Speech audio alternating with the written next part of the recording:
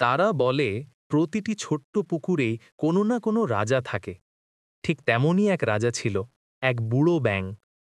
সে পুকুরের মাঝখানে এক বড় শাপলার পাতার উপর থাকত।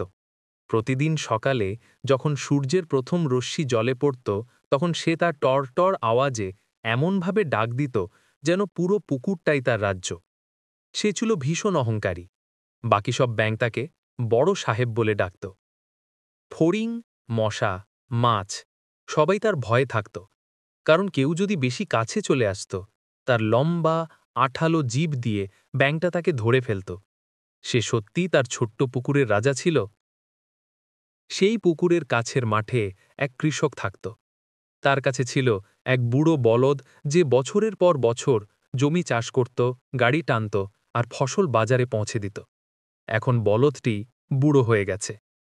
কৃষক তার মাথায় হাত বুলিয়ে বলল, তুমি অনেক কাজ করেছ আমার সাথী, এখন বিশ্রাম নাও, পুরোই মাঠটা এখন তোমার।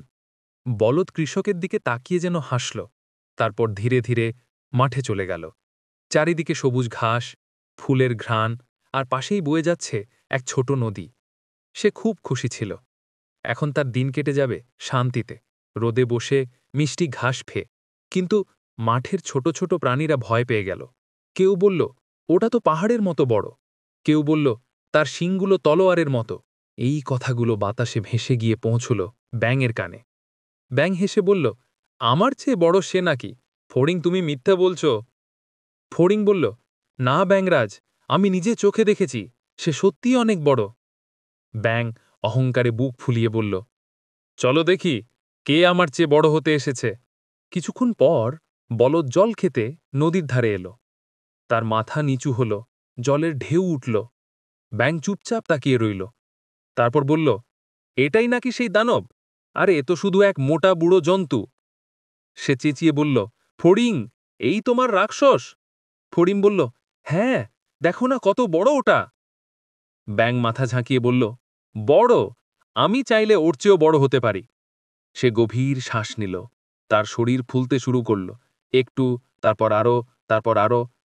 দেখো, আমি এখন ওর মতোই বড় হয়েছি, সে হাঁপাতে হাঁপাতে বলল। না ব্যাঙ, সে এখনও তোমার চেয়ে বড়। ব্যাঙ এবার রেগে গেল। তার চামড়া টান টান, গাল ফুলে উঠল, চোখ কুঁচকে গেল। তবু সে থামল না। দেখো, এখন আমি সবচেয়ে বড়। সে নিঃশ্বাস নিতে নিতে ফুলতে লাগল। আর হঠাৎ একটা বিস্ফোরণ হল। ব্যাঙ ফেটে গেল। পুকুর আবার নিঃশব্দ হয়ে গেল। শুধু কয়েকটা বুদবুদ জলে উঠল, তারপর সব থেমে গেল। ফড়িং চুপ করে রইল। হাওয়াও স্থির হয়ে গেল, যেন প্রকৃতি নিজেই বলছে, অহংকার সব সময় ফেটে যায়। সে ব্যাঙেরই হোক বা মানুষের, যে অন্যদের ছাপিয়ে যেতে গিয়ে নিজের সীমা ভুলে যায়, সে একদিন নিজের ওজনেই ফেটে পড়ে। বিনম্র থাকো, কারণ বিনম্রতাই প্রকৃত মহত্ব।